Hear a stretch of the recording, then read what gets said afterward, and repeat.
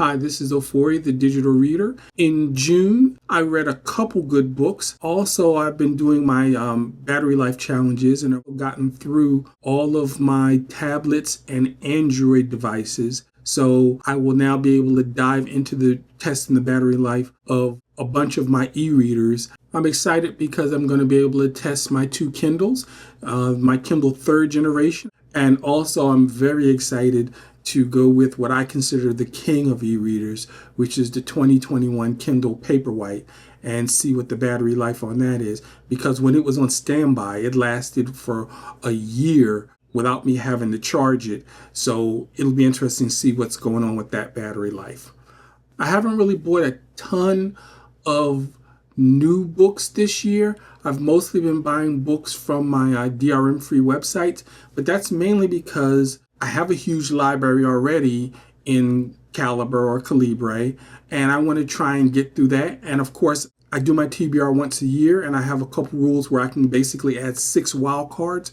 I've only used one of those wildcards to add to my TBR, and I've just been enjoying my reading experience so far that I really haven't felt the need to go outside my TBR. And so far, some of the recommendations that I've been getting about books from the different booktubers that I read, I've just been putting in my book wish list, and I haven't actually been buying. What I'm really waiting for is once I get through all my battery life videos, then I'm hoping that Pocketbook has come out with their newest version of their black and white e-reader. What I'll do is I'll sell a bunch of these and I'll just stick with a black and white e-reader for 2026 until there's some new or more advanced color technology that comes out. And now for the books I bought in June of 2025. Apocalypse Nix by Kameron Hurley is a gritty sci-fi adventure following Nix, a tough, hard-drinking ex-government assassin turned bounty hunter. Set in a war-torn futuristic desert world powered by biotech and ruled by brutal politics, Nix leads a ragtag team on dangerous missions for cash. These 5 linked stories show Nix at her bloodiest and boldest, fighting off monsters, corrupt officials, and her own violent instincts. She's not a hero, but she's relentless, surviving through sheer will, dirty tactics, and firepower. It's fast, brutal, and unapologetically raw, with a lead character who thrives in chaos. I really don't know what to say. This sounded like some action-packed sci-fi with a strong female lead, and I'm fans for all 3 of those, so it was a purchase for me.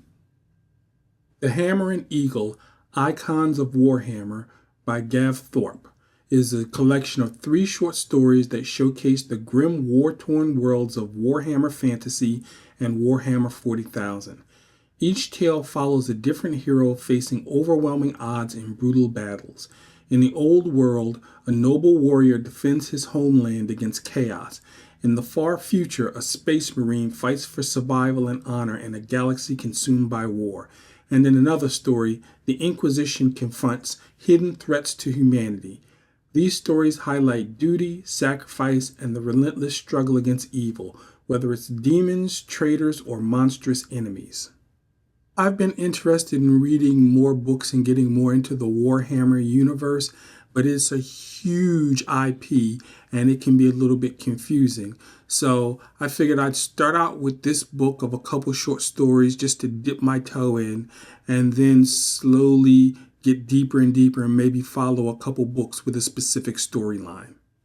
Joe Ledger Special Ops is a collection of action-packed short stories featuring Joe Ledger, a tough, no-nonsense combat veteran who works for a secret government group called the Department of Military Sciences, DMS. Each story drops Joe into intense missions, fighting terrorists, monsters, mad scientists, and even supernatural threats. These stories fill in the gaps between the main novels and dive deeper into Joe's dangerous world, revealing more about his past, his allies, and the global threats the DMS faces.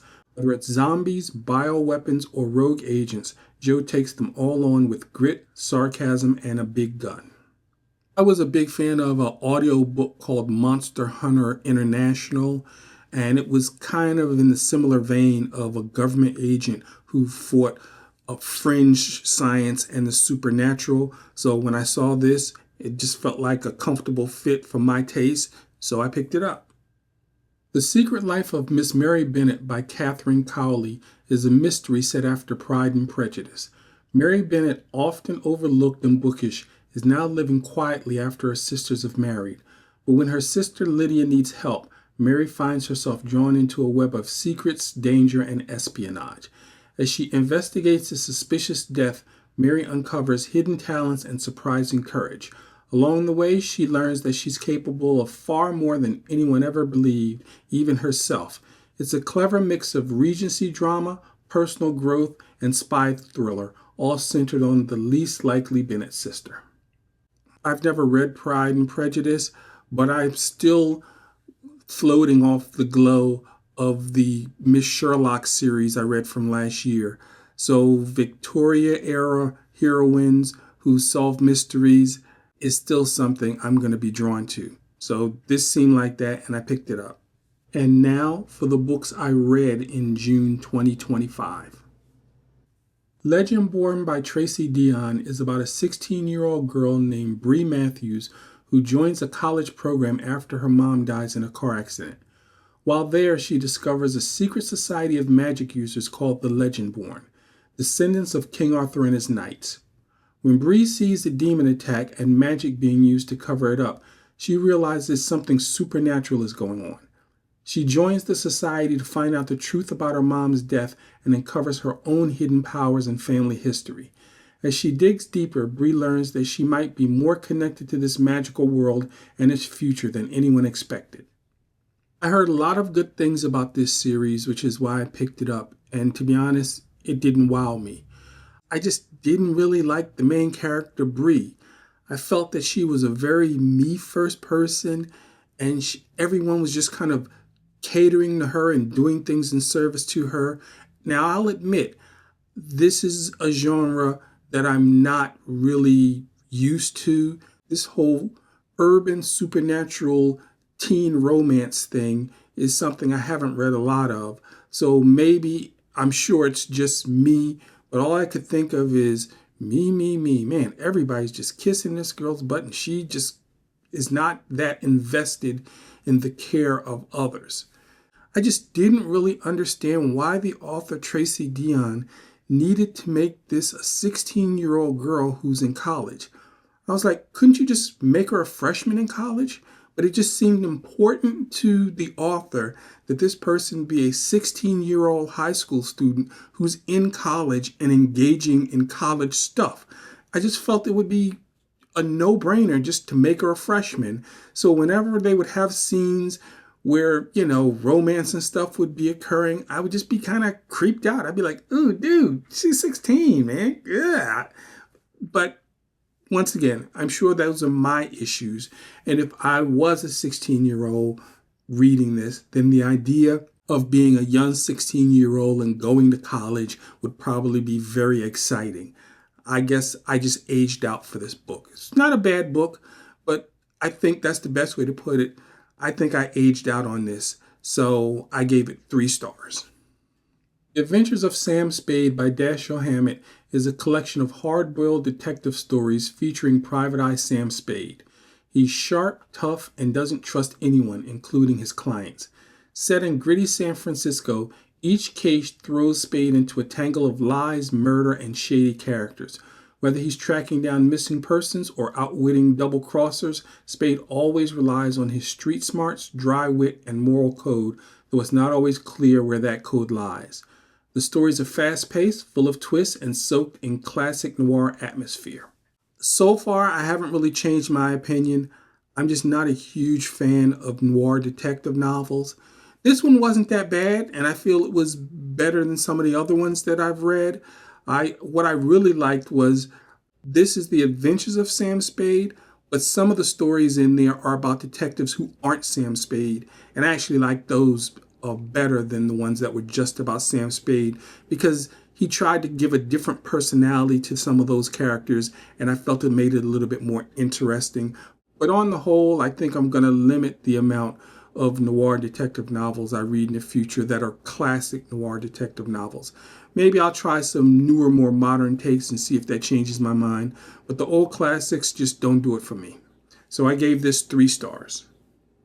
Interview with a Vampire by Anne Rice is a dark and emotional story told from the perspective of Lewis, a 200-year-old vampire recounting his life to a modern-day journalist. Set across centuries, Lewis describes how he became a vampire, the moral struggles he faces, and his complex relationship with his charismatic creator, Lestat. The novel explores immortality, loneliness, and what it means to lose your humanity. It's gothic, haunting, and filled with rich atmosphere as Lewis searches for meaning in a world where time never stops and death is no longer an escape. So I am not a horror fan. I don't watch horror movies. I don't generally read horror books. And also, I am not a vampire fan. So I don't watch a ton of vampire movies and I don't read a ton of vampire books. And then the third jinx is I am not a dark romance fan. I mean, honestly, I'm trying to read more romances, and the only one I've read so far, Song of Achilles, I didn't like that much. It was okay, I guess, but it really wasn't for me. So I have been putting off reading Interview with a Vampire for literally decades. I mean, when this first came out, I heard about it. When the movie came out, I didn't see the movie, but it's been in my library and it's supposed to be a classic, and I'm trying to broaden my reading. So I read it and it was amazing. It was everything I said I didn't like, but done in a way that I liked it. It was dark. It was gothic. It was romantic. Everything was just beautifully written. It just played itself out in this wonderful Victorian era. The relationships between the characters, romantic and not romantic, were just so good. I was just really, really drawn into this story, and I just couldn't put this book down.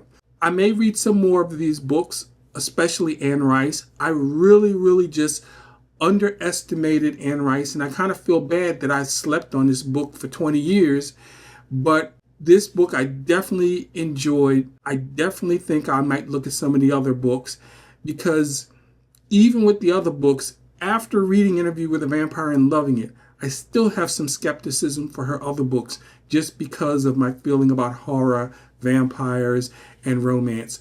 But Interview with a Vampire did it for me, so I'm giving it 5 stars. In The Wickwire Watch by Jacquelyn Hagen, 15-year-old Inkwell Ink Featherfield survives on the streets by pickpocketing until he breaks into a dead man's house and finds himself confronted by an evil undead spirit called a specter. Just as Ink faces supernatural doom, a ragtag band of fugitives, society's outcasts, rescue him and whisk him away to their floating hideout. As he learns their quirky ways and dark secrets, Ink must decide whom to trust. When hidden political forces and terrifying spirits close in, he realizes he's at the center of a battle that could upend everything. I really didn't know anything about this book going in. I just bought it off of a recommendation, and it was very good. You can see it's going to be a really good story with lots of intrigue and plot twists. And this is the first book, and you can see all the different connections that can unfold in later books. I really like the main character, Inkwell Ink Featherfield. Sometimes I don't like main characters who are like antisocial and, I got problems too, but they did him just right to make him interesting to me.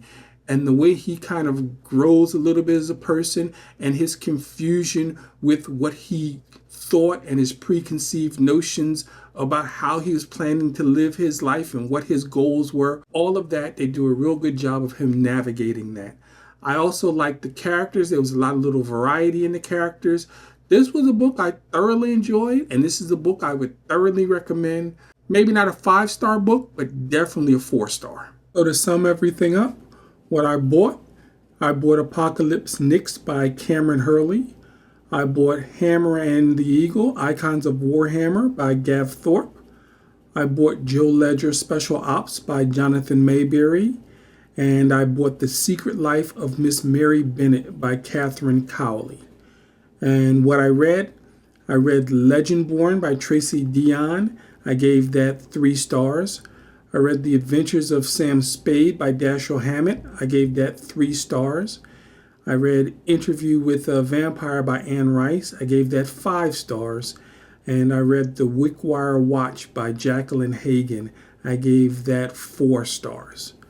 So that's my book life for June. Let me know if you have any questions. This is Ofori, the digital reader, and keep reading.